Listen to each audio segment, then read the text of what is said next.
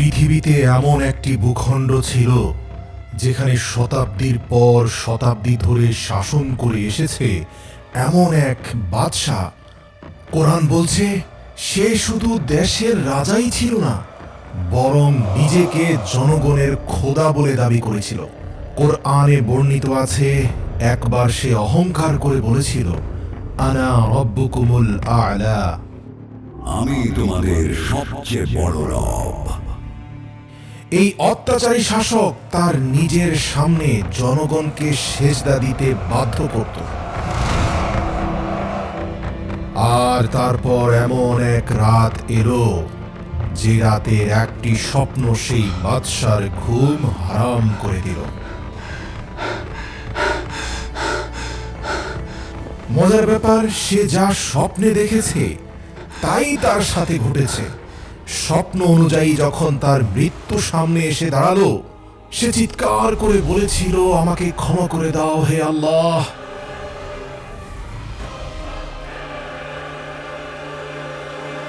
কিন্তু আল্লাহ তার লাশকেও মাটির নিচে দাফন হতে দিলেন না, বরং কিয়ামত পর্যন্ত তাকে মানব জাতির জন্য নিদর্শন করে রেখে দিলেন। মিশর সেই যুগের সবচেয়ে শক্তিশালী দেশ। নীল নদের তীরে গড়ে ওঠা শহরগুলোতে ফসল এমনভাবে ফলত যেন সেখান থেকে সোনা ঝরে পড়ছে। তাদের বাজারগুলো ছিল খুবই সমৃদ্ধ।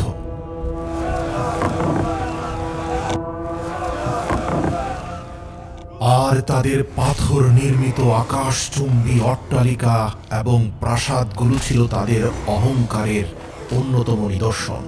এই সমৃদ্ধি আর অহংকারের কেন্দ্রে দাঁড়িয়েছিল এক নাম, ফেরাউন। তার হুকুম শুধু আইনি ছিল না, মানুষ তার হুকুমের উপর ঈমান আনতে বাধ্য হতো। সে হুঙ্কার দিয়ে বলতো, আমি তোমাদের সবচেয়ে বড় রব।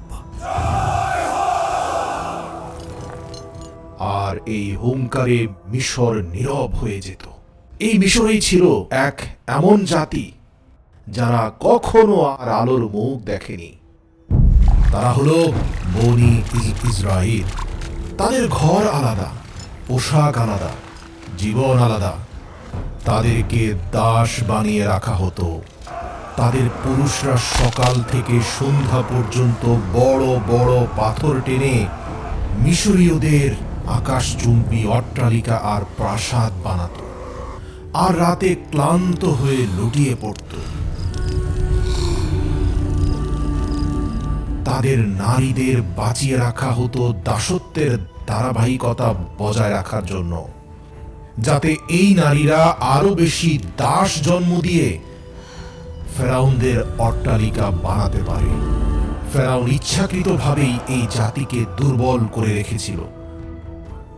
আমার ছায়া পড়লে মাটি পবিত্র হয়, আমার পদধ্বনিতে পাথর কাঁপে।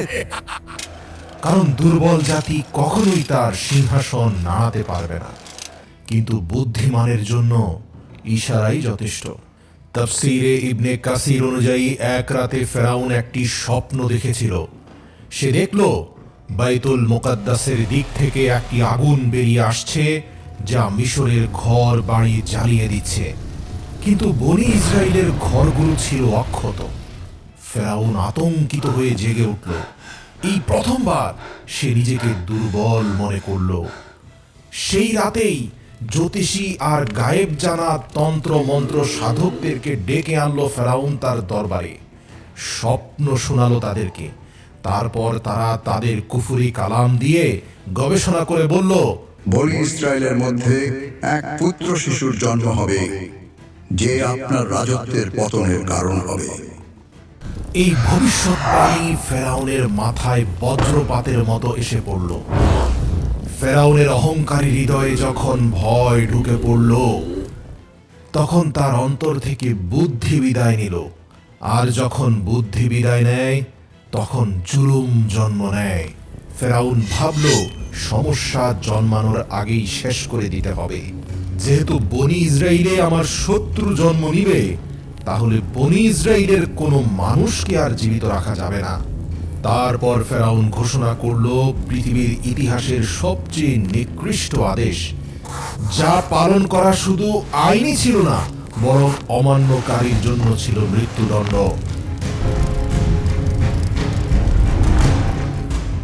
ফেরাউন ঘোষণা করলো এক রক্তাক্ত আদেশ। এই বিপদটা জন্ম নেওয়ার আগেই শেষ করতে হবে। বনি ইসরায়েলের ঘরে যেন কোনো ভবিষ্যৎ হুমকি মাথা তুলতে না পারে। আর এই আদেশের পরই শহর থেকে শহর চালানো হলো শিশু হত্যা। মায়েদের কোল শূন্য করা হলো। জন্ম নেওয়া সদ্যজাত শিশুকে মায়ের বুক থেকে কেড়ে নিয়ে হত্যা করা হলো। হাজার হাজার নিষ্পাপ শিশুর প্রাণ ঝরে গেল। আমার সন্তান, আমার সন্তান, আমাকে আমার সন্তান ফিরিয়ে দাও। তোমার সন্তান আর ফিরে আসবে না, সে তার শেষ নিঃশ্বাস ত্যাগ করেছে। এই জুলুমেরই এক অন্ধকার সময়ে মূসা আলাইহিস সালাম জন্ম নিলেন। তার মা প্রতিটি মুহূর্ত ভয়ে কাটাতেন কখন অত্যাচারী ফেরাউনের সৈন্যরা এসে তার সন্তানকে হত্যা করে। আতঙ্কিত মূসার মায়ের সামনে হঠাৎ করে আসমান থেকে জিব্রাইল ফেরেশতা নাজিল হয়ে বললেন, তাকে দুধ পান করাও, আর যখন বিপদের আশঙ্কা করবে তাকে নদীতে ভাসিয়ে দাও। ভয় পেও না মূসার মা, আমি তোমার মূসাকে তোমার কাছেই ফিরিয়ে দেব। যদিও নিজ সন্তানকে আসমানি বাণী শুনে নদীতে ভাসিয়ে দেওয়া একজন মায়ের পক্ষে অত্যন্ত কঠিন এবং সাহসিকতার কাজ, কিন্তু মূসা আলাইহিস সালামের মা বুকে পাথর বেঁধে নীরবে তার সন্তানের জন্য একটা ভাসমান সিন্দুক তৈরি করলেন এবং আসমানি নির্দেশ অনুযায়ী নিজের বুকে পাথর বেঁধে সদ্যজাত শিশুকে নদীর বুকে ভাসিয়ে দিলেন। নদীর পানি ছলছলিয়ে চলে যাচ্ছিল, মূসার মায়ের বুক ছেড়ে যাচ্ছিল, আর মূসার ছোট্ট বোন নদীর পাড় বেয়ে দৌড়চ্ছিল, দেখতে চাইছিল তার ভাইকে বহনকারী ভাসমান সিন্দুক কোথায় গিয়ে পৌঁছে। অবশেষে আল্লাহর কুদরতে সেই সিন্দুক পৌঁছে গেল মূসাকে হত্যা করতে চাওয়া ফেরাউনের রাজপ্রাসাদের ঘাটে। ফেরাউনের স্ত্রী হযরত আসিয়া যখন সিন্দুকটি দেখতে পেলেন, তখন সেটি খুলতে বললেন। সিন্দুক খোলার পর মূসার মায়াবী চাহনি তার হৃদয়কে গলিয়ে দিল। হযরত আসিয়া সঙ্গে সঙ্গে বললেন, তাকে হত্যা করো না, সে আমার চক্ষুকে শীতল করেছে, আমি তাকে সন্তান হিসেবে গ্রহণ করব। অতঃপর তিনি শিশুটিকে সরাসরি ফেরাউনের কাছে নিয়ে গেলেন। ফেরাউন বুঝতে পেরেছিলেন এই শিশু বনি ইসরাইল থেকেই এসেছে, কেননা বনি ইসরাইলের প্রত্যেক শিশুকে হত্যা করার নির্দেশ তিনিই দিয়েছিলেন। অথচ মূসার দিকে তাকিয়ে কি ভেবে অহংকারী ফেরাউন বলে উঠল, এই একটি শিশু কি বা ক্ষতি করতে পারবে? আর তখন থেকেই শুরু হয়ে গেল ফেরাউনের পতনের খেলা। মূসা আলাইহিস সালাম অন্য কোনো নারীর দুধ পান করছিলেন না। সদ্য প্রসূত এই শিশুকে বাঁচিয়ে রাখার জন্য মায়ের দুধ অপরিহার্য হয়ে উঠল। ঠিক তখনই মূসা আলাইহিস সালামের সেই বোন এগিয়ে এসে বলল, আমি এমন এক নারীর খোঁজ জানি যিনি এই শিশুর লালন পালন করতে পারবেন। আর এভাবেই মহান আল্লাহর তরফ থেকে আসা সেই ওয়াদা আল্লাহ পূর্ণ করলেন। যে মা তার সন্তানকে দরিয়ায় ভাসিয়ে দিয়েছিলেন, আল্লাহ তার কোলেই তার সন্তানকে ফিরিয়ে দিলেন, সঙ্গে প্রাসাদের সম্মান ও মর্যাদা প্রদান করলেন। সময় পেরোতে লাগলো, মূসা আলাইহিস সালাম যুবক হয়ে উঠলেন। আল্লাহ বললেন, আর যখন সে পূর্ণ শক্তি ও প্রজ্ঞায় পৌঁছে গেল, আমি তাকে হিকমত ও জ্ঞান দান করলাম। একদিন মূসা আলাইহিস সালাম শহরে প্রবেশ করলেন। সেখানে তিনি দেখলেন দুই ব্যক্তি ঝগড়া করছে। একজন তারই জ্ঞাতি ভাই মানে বনি ইসরাইল, আর অন্যজন হচ্ছে মিশরীয় পুলিশ মানে আইন শৃঙ্খলা রক্ষাকারী বাহিনীর লোক। বনি ইসরাইলের লোকটি চিৎকার করে বলল, আমাকে সাহায্য করো।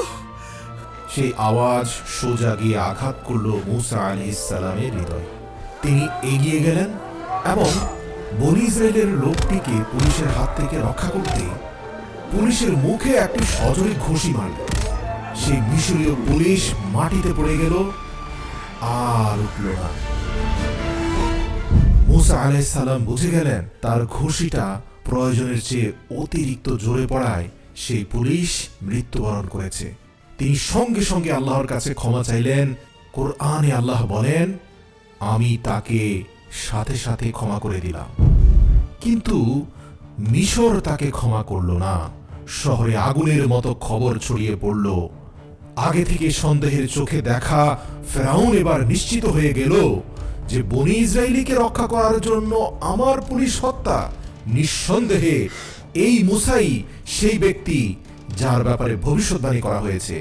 সাথে সাথে ফেরাউন হুকুম জারি করল, মুসাকে শেষ করে দাও। ঠিক তখন প্রাসাদের কাছ থেকে এক ব্যক্তি দৌড়ে এসে বলল, হে মুসা, নেতারা তোমাকে শেষ করে দেওয়ার পরামর্শ দিয়েছেন, এখনই এখান থেকে চলে যাও। মুসা আলাইহিস সালাম পেছনে ফিরে তাকালেন না। সব মাল সামানা ফেলে রেখে মরুভূমির অজানা পথে হাঁটতে লাগলেন। শুধু একটা জিনিসই সঙ্গে ছিল, আল্লাহর উপর অটল বিশ্বাস। আল্লাহ বললেন, মুসা ভয় ও আশার মাঝখানে শহর ত্যাগ করলেন।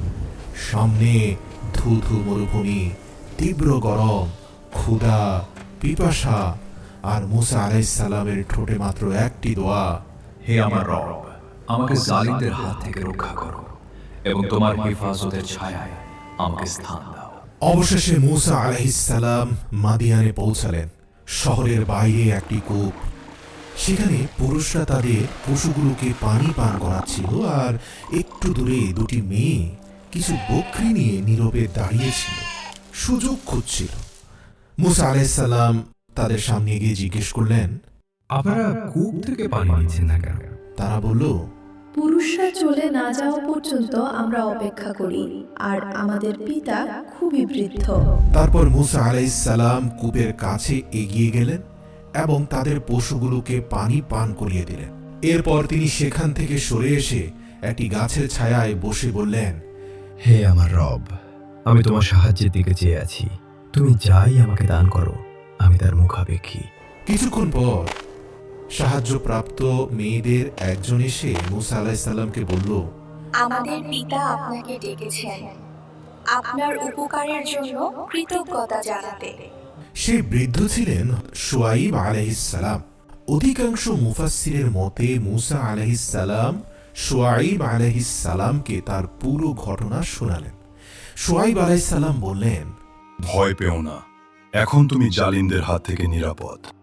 শুআইব আলাইহিস সালামের বড় কন্যা বাবার কানে কানে বলল, আব্বা, একে কাজে রেখে দিন, তিনি চরিত্রবান ও শক্তিশালীও বটে। হযরত শুআইব আলাইহিস সালাম বললেন, আমি আমার কন্যার বিয়ে তোমার সঙ্গে দিতে চাই, কিন্তু শর্ত হলো তুমি 8 বছর আমাদের খিদমত করবে, আর যদি 10 বছর পূর্ণ করো সেটা তোমার ইচ্ছা এবং মেহেরবানি। মুসা আলাইহিস সালাম এই প্রস্তাব গ্রহণ করলেন। এই 10 বছর কোনো সাধারণ সময় ছিল না। এই সময় তার কাজ ছিল ভেড়া চড়ানো, নিঃসঙ্গতা, ধৈর্য আর আল্লাহর রহমতের প্রত্যাশা। মিশরের রাজপ্রাসাদের এক রাজপুত্র এখন এক সাধারণ রাখাল, আর আল্লাহ এভাবেই নবী তৈরি করেন। যখন সেই সময় পূর্ণ হল, মুসা আলাইহিস সালাম তার স্ত্রীকে সঙ্গে নিয়ে মিশরের দিকে রওনা হলেন। রাতের শীতল মরুভূমিতে মুসা আলাইহিস সালাম ও তার স্ত্রী হাঁটছেন। হঠাৎ মুসা আলাইহিস সালাম দূরের পাহাড়ে একটি আলো দেখতে পেলেন। তিনি তার স্ত্রীকে বললেন, তুমি এখানেই থাকো, আমি আগুন নিয়ে আসছি, অথবা পথ সম্পর্কে কিছু জেনে আসি। কিন্তু সেই আলো আগুন ছিল না। যখন মুসা আলাইহিস সালাম কাছে গেলেন, একটি আওয়াজ ভেসে এলো, হে মুসা। মুসা আলাইহিস সালামের শরীর কেঁপে উঠল। অদৃশ্য শব্দটি আবার বলে উঠল, ভয় পেও না, আমি তোমার রব। তোমার জুতা খুলে ফেলো, তুমি পবিত্র তুয়া উপত্যকায় অবস্থান করছো। আমি তোমাকে নবী হিসাবে নির্বাচিত করেছি। অতঃপর অদৃশ্য থেকে মহান আল্লাহর বাণী এলো, ফেরাউনের কাছে যাও, সে সীমা লঙ্ঘন করে ফেলেছে। তোমার লাঠি একটি নিদর্শন, আমি এতে বিশেষ শক্তি দান করেছি। মূসা আলাইহিস সালাম তার হাতের লাঠিটি মাটিতে ফেলে দেওয়া মাত্রই তিনি দেখতে পেলেন এটি একটি দানবীয় সাপে রূপান্তরিত হয়েছে। মূসা আলাইহিস সালাম আবারও ভয় পেয়ে গেলেন। আল্লাহ বললেন, ভয় পেও না মূসা, তুমি এটিকে শক্ত করে হাত দিয়ে ধরো। মূসা আলাইহিস সালাম সেই সাপটিকে শক্ত করে ধরা মাত্রই পুনরায় সেটি লাঠিতে রূপান্তরিত হলো। এছাড়াও মহান আল্লাহর হুকুমে মূসা আলাইহিস সালামের হাতে আলোকিত নূর জ্বলতে থাকলো। আল্লাহ বললেন, যাও, ফেরাউন অহংকারী হয়ে গিয়েছে, হয়তো সে ঈমান আনতে পারে। মূসা আলাইহিস সালাম বললেন, হে আমার রব, আমার জিহ্বায় জড়তা আছে, আমার ভাই হারুন আলাইহিস সালামকে আমার সাহায্যকারী করে দাও। আল্লাহ বললেন, তোমার দোয়া কবুল করা হয়েছে। এরপর মূসা আলাইহিস সালাম তার ভাই হারুন আলাইহিস সালামকে সঙ্গে নিয়ে ফেরাউনের প্রাসাদে গেলেন। ফেরাউন যখন অহংকার ভরা হাসি দিয়ে বলল, তোমাদের রব কে? মূসা আলাইহিস সালাম জবাব দিলেন, আমার রব তিনি, যিনি জীবন দেন এবং মৃত্যু দেন। ফেরাউন রেগে দাঁড়িয়ে বলল, তুমি কি আমাদের সাথে চালাকি করছো? মূসা, তোমার রবের প্রমাণ দাও। মিশরের সবচেয়ে বড় জাদুকরদের ডেকে আনা হলো। তারা দড়ি ছুঁড়ে দিল আর মানুষের চোখে সেগুলো সাপ বলে মনে হতে লাগলো। মানুষের হৃদয় কেঁপে উঠল। কিন্তু মূসা আলাইহিস সালাম শুধু তার লাঠি তুললেন এবং মাটিতে রেখে দিলেন। সেই লাঠি একটি বাস্তব বিশাল সাপে পরিণত হলো, আর সেই সাপ জাদুকরদের বানানো সব ভুয়া সাপ গিলে ফেলল। জাদুকররা আতঙ্কিত কণ্ঠে বলল, এটা জাদু নয়, এটা আল্লাহর কুদরত। তারা সবাই সিজদায় লুটিয়ে পড়ল। ফেরাউনের অহংকার আরো কঠোর ও গভীর হয়ে উঠল। সে চিৎকার করে বলল, এসব মিথ্যা, আমি একমাত্র রব। অহংকারী ফেরাউন তার নিজের আনা জাদুকরদের হাত কেটে দিল শুধুমাত্র এই অপরাধে কেন তারা মূসার উপর ঈমান আনলো। পবিত্র কোরআনে আল্লাহ বলেন, সেই জাদুকরদের ঈমান এতই দৃঢ় ছিল যে তারা বলল, হে ফেরাউন, তোমার যা ইচ্ছা করো, কিন্তু আমরা মুসার খোদার উপর ঈমান এনেছি, কারণ আমরা স্পষ্ট আসমানি নিদর্শন দেখতে পেয়েছি। তারপর আল্লাহ ফেরাউন ও তার জাতির উপর আযাবের প্রথম নিদর্শন পাঠালেন। মিশরের জমিনে নেমে এলো এক ভয়ঙ্কর ঝড় ও বন্যা। এটা শুধু পানির ঢল ছিল না, এটা ছিল আযাবের পানির প্লাবন, যা তাদের ফসল ধ্বংস করে দিল, তাদের সুফলা ক্ষেত ডুবে গেল, তাদের রুজি রুটির সব ভরসা নিশ্চিহ্ন হয়ে গেল। যখন ঝড় থেমে গেল আর মানুষ ভাবল হয়তো এবার কিছুটা স্বস্তি মিলবে, তখনই এলো আরেকটি আযাব, পঙ্গপালের আযাব। এক বিশাল পঙ্গপালের দল এসে জমিনের সবুজের শেষ চিহ্নটুকু খেয়ে ফেলল। এরপর পাঠানো হলো আরেক আযাব, উকুনের আযাব। সেটি শুধুমাত্র মাথায় নয়, মানুষের দেহে লেগে থাকত, শরীরে ক্ষত সৃষ্টি করত, যা মানুষকে যন্ত্রণায় অতিষ্ঠ করে তুলত। এই আযাবগুলো প্রতিটি মুহূর্তে মনে করিয়ে দিত, এই শক্তি আল্লাহর কুদরত, তোমাদের ক্ষমতা নয়। এরপর এলো আরেক ভয়ঙ্কর আযাব, চারদিক থেকে ব্যাঙ ছড়িয়ে পড়তে লাগলো। এটি কোনো প্রাকৃতিক মৌসুমী ঘটনা ছিল না, বরং এটি ছিল এক নীরব আযাব, যা শব্দ ছাড়াই আতঙ্ক সৃষ্টি করেছিল। তারপর নেমে এলো পঞ্চম আযাব। মিশরের পানি রক্তের মতো লাল হয়ে গেল, সব মিঠা পানির মাছ মরে ভেসে উঠল। পচা মাছের সংস্পর্শে পানি হয়ে গেল নোংরা, দূষিত ও দুর্গন্ধময়। তবু ফেরাউন বলতে থাকলো, এসব মূসার জাদু, এসব মূসার জাদু। কোরআনে আল্লাহ তাআলা ফেরাউনের উপর পাঠানো এই সব আযাবের কথা উল্লেখ করেছেন। আর এসবের মধ্যে শুধু আযাবই ছিল না, বরং মূসা আলাইহিস সালামের মুজিজাও অন্তর্ভুক্ত ছিল। আযাবের পর আযাবে যখন ফেরাউনের জাতি বিপর্যস্ত, এরই মধ্যে হঠাৎ এক রাতে আল্লাহর তরফ থেকে নির্দেশ এলো। মূসা আলাইহিস সালামকে আল্লাহ বললেন, রাতের বেলায় নিজ জাতিকে নিয়ে মিশর ছেড়ে বেরিয়ে যাও। মূসা আলাইহিস সালামের জাতি নীরবে নিজেদের প্রয়োজনীয় মালামাল গুছিয়ে নিয়ে দাসত্বের শেকল ছেড়ে রওনা হলো। ফেরাউনকে মোকাবেলা করার মতো তাদের কাছে তেমন কোনো কিছুই ছিল না। ছিল না কোনো তলোয়ার, ছিল শুধু আল্লাহর সাহায্যের উপর অটল বিশ্বাস। সকাল হলেই আযাবে বিপর্যস্ত ফেরাউন দেখল মিশর থেকে বনি ইসরায়েলের মানুষ উধাও হয়ে গেছে। তার অহংকার আবার জেগে উঠল। আমাদের দুর্বলতার সুযোগ নিয়ে তারা পালিয়েছে। আমরা তাদের ধরে আনবো আর আমরা দেখিয়ে দিব আমরাই শক্তিশালী। শুধুমাত্র মূসার উপর পূর্ণ ভরসা নিয়ে বনি ইসরায়েলের জাতি সমুদ্রের তীরে এসে পৌঁছাল। সমুদ্র তাদের সামনে অত্যন্ত গভীর ও ভয়ঙ্কর মনে হচ্ছিল। বনি ইসরায়েলের লোকেরা ভয় পেয়ে বলতে লাগলো, আমরা তো ভয়ানক বিপদে ফেসে গেছি। সমুদ্রের এই ঢেউ আমাদেরকে ডুবানোর অপেক্ষায় আছে। আমাদের পেছন থেকে ধেয়ে আসছে মৃত্যুর বাহিনী। মূসা আলাইহিস সালাম বললেন, কখনোই না। আমার রব আমার সঙ্গে আছেন, তিনি আমাদের নিশ্চয়ই পথ দেখাবেন। আল্লাহ মূসা আলাইহিস সালামকে আদেশ দিলেন, হে মূসা, তোমার লাঠি দিয়ে পানিতে আঘাত করো। মূসা আলাইহিস সালাম আল্লাহর আদেশ মেনে নিজের হাতের লাঠি দিয়ে সমুদ্রের পানিতে আঘাত করলেন। পানি দুই ভাগে বিভক্ত হয়ে দুই পাশে উঁচু প্রাচীরের মতো দাঁড়িয়ে গেল, আর মাঝখানে প্রস্তুত হয়ে গেল একটি শুকনো পথ। মানুষ চিৎকার করে উঠল। বনি ইসরায়েলের ঈমান আরো মজবুত হয়ে গেল, আর তারা সেই পথ ধরে চলতে শুরু করলো। মুসা এটা কিভাবে করলো? এটা আল্লাহর কুদরত, তিনি চাইলে সবই করতে পারেন।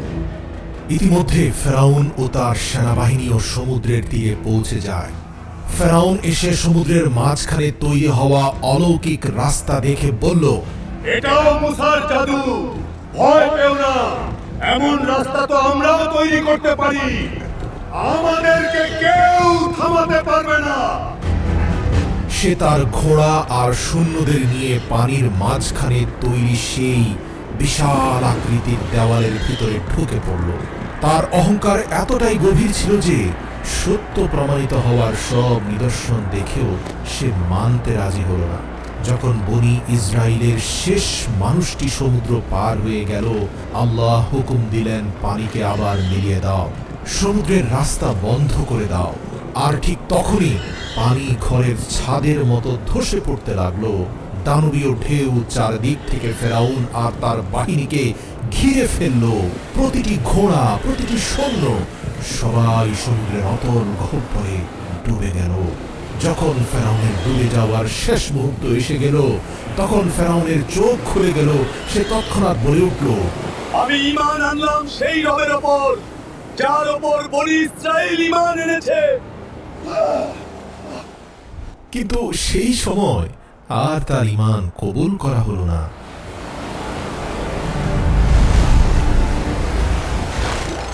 আল্লাহ বললেন, আজ আমি তোমার দেহকে রক্ষা করব, যাতে কিয়ামত পর্যন্ত মানব জাতির জন্য তা নিদর্শন হয়ে থাকে। হযরত আসিয়া, যিনি ছিলেন ফেরাউনের স্ত্রী, কোরআনে তার উল্লেখ রয়েছে, তিনি আল্লাহর হুকুমে ঈমান এনেছিলেন। নিজ ঘরের মধ্যেই ফেরাউনের অত্যাচারের ভিতরে ইবাদতের মাধ্যমে নিজেকে হেফাজতে রেখেছিলেন। আল্লাহ তার জন্য জান্নাত প্রস্তুত করেছেন।